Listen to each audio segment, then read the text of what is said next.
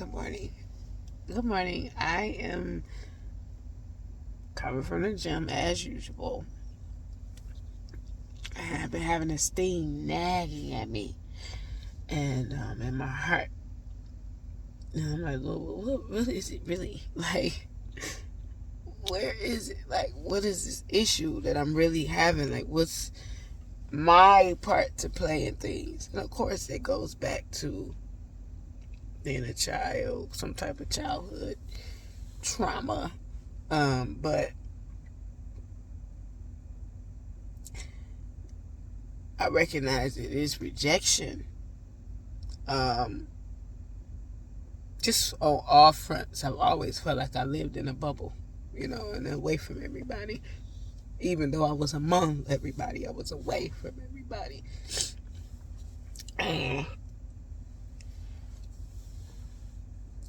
And indirectly or subconsciously, I would try to. I didn't care about people that I didn't care about. You know what I mean? Like people that wasn't dear to me, that mean nothing to me, maybe wasn't anything special to me, rejected me. I don't even see that as rejection because I wasn't trying to be accepted. But there is a group of people I wanted to be accepted by in my life, and I always felt rejected.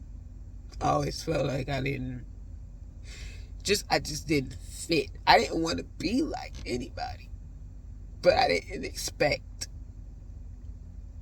because I wasn't a rejecter. Like, I didn't reject others, but I didn't expect to be rejected. And I was. And I'm looking at how much that storyline, that narrative has tried to repeat itself in my life. So you can say what you want, you could do what you want, and I will be forgiven. No big deal, right? But I sense that rejection.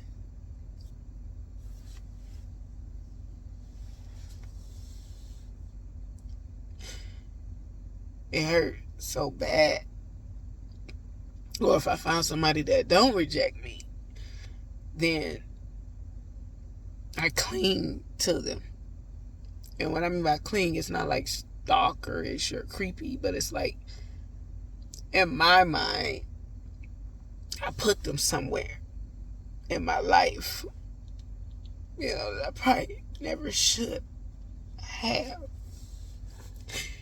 And so then control comes in, right? Control is whenever I feel like something I'm doing, something I did, something I said is about to cause you to reject me. There's this fear. There's a fear that revs up inside that made me go into overdrive. Like, why are you rejecting me? Right? Like I said, regular people don't care. But it's a certain group of people in my life, I'm like, no, y'all shouldn't reject me, right? Or if you're about to reject me, what can I do not to make you reject me? You know what I mean? Because I could talk about that all day. So the issue is rejection, then you got control. And this morning, Lord started, he really ministered to my heart. Took me back to when I was a little kid, right? And I'm like, to be broken over rejection means you want to be accepted, right? And the Lord spoke to me, said, I didn't just accept you, I adopted you. You talk about that spirit of adoption. And adoption is not merely acceptance. It's not just being accepted. Being accepted is shallow. Being accepted is just a way of this world, but being adopted,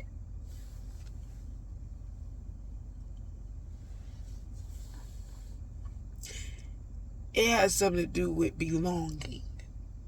Not just accepted, right? Belonging has to do with identity, has to do with the source of where you come from, right? It has to do with It's like when kids are in an adoption agency, right? They're looking for a family, not to accept them, but a family to belong to. And even individuals I know that grew up adopted in adopted families, they're more tight knit with their adopted family than their biological family.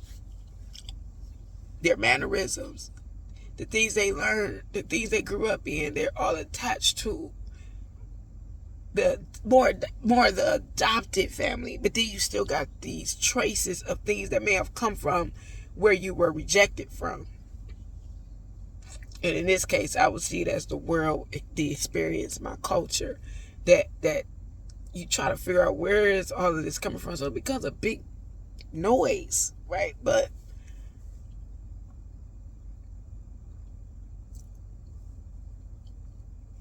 when it comes to being a believer, it doesn't have nothing to do with it. It's not about acceptance.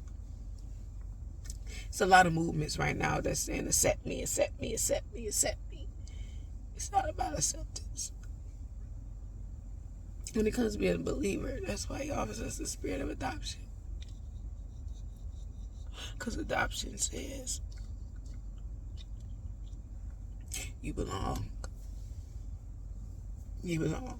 And I can honestly say that the biggest warfare in my life is I always feel like I don't belong here. I always question, why am I here? And I'm not talking about, oh, the purpose is to do this, the purpose is to do that. I'm talking about, like, I always felt out of place. I always felt like I'm tolerated. I'm just here, so we just gonna go with it. I never felt like I belonged to anything or anybody. And so I'm sharing this transparently to say, even though I don't have the ends of it, it's not about acceptance. And I wanted to be accepted. And if I felt like you were about to reject me, then my fear kicks in. And then that whole fear has a whole nother response. Either you're going to try to control, either you're going to shut down, either you're going to, you just go and start doing all kinds of stuff based off that fear of being rejected.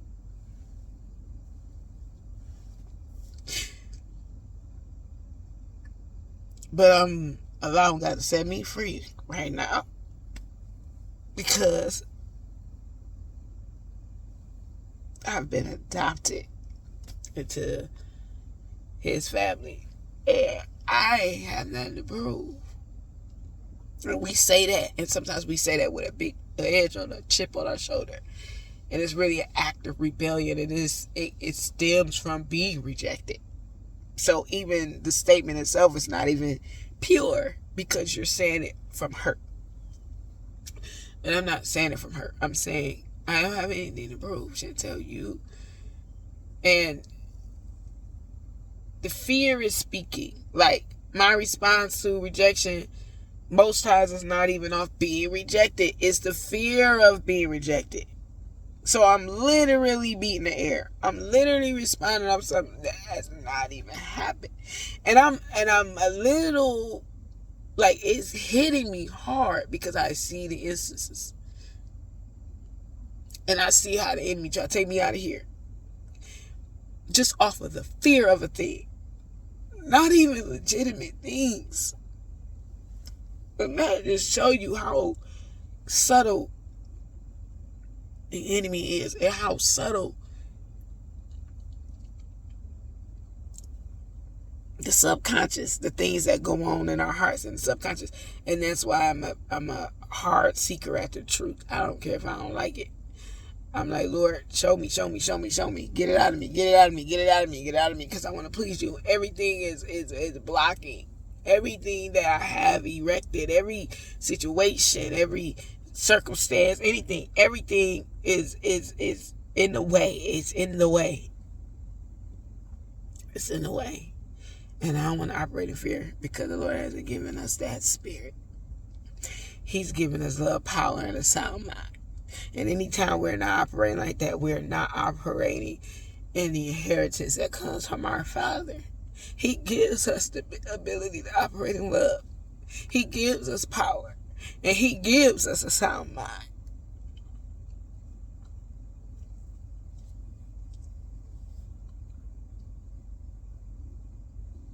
So, I wanted to say that it's not about acceptance. It's about adoption. Romans chapter 8, it talks about our spirits bear witness with his, that we are sons, and we're children of God. That spirit of adoption,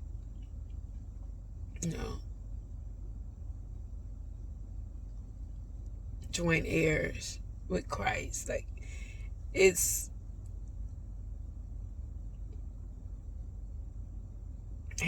really getting me, because I'm like, Lord, what is that appetite? Like, what is it? What is it that causes me to go into overdrive? What's wrong? What's going on with me? You're afraid of being rejected, so you kick into another gear. And I'm committed to letting God deal with that thing. I will cut everything and everybody off if I have to, before I put anything before God, before I put any behavior before God, any mindset before God. Like, free me, Lord, from the depths of my spirit. I ain't blaming nobody. Nobody did nothing to me. This ain't about what somebody did or did not do. This is about accepting what's available to me through my faith in Jesus Christ. I don't have to live like that. I don't have to live responding to things that haven't even happened. And even if they did happen or do happen, I still don't have to respond erratically or irrationally or emotionally or just out of fear, right? This is my freedom. I don't know about you.